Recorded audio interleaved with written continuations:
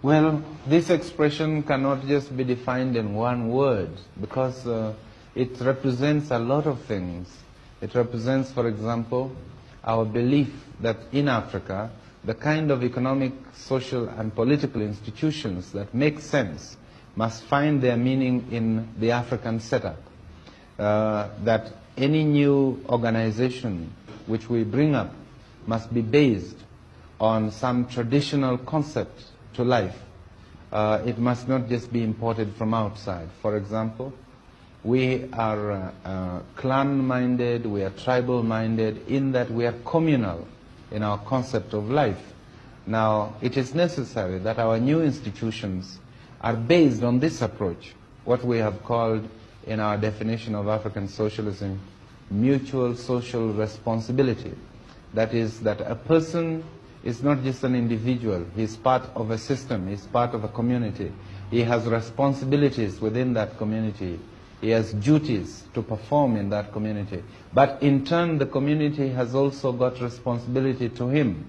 They have duties towards him and his children. This is a very important concept. The other concept is that every person has got equal value and worth. Although some of our people in traditional life had a lot of wealth, but their wealth was not really belonging to them as individuals. They held it almost in trust for the rest of the community. And when any of the members of the community got into trouble, or when he wanted cows to pay dowry, he always looked to this as a position which he could also have access to.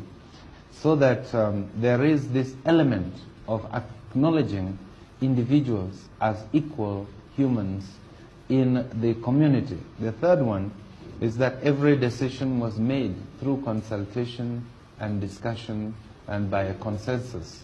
There was no question of one person deciding for the rest or of a minority deciding for the rest. There was also a proper procedure which laid down how every decision must be taken and at what level different decisions must be taken. There was a procedure by which certain members of the community attained seniority, and by that seniority they were in a position to take certain decisions on behalf of the community. This is the democratic nature of our society. And lastly, there was the element that there was belief in a supreme being. That is, we paid homage to God or gods. We acknowledge their existence.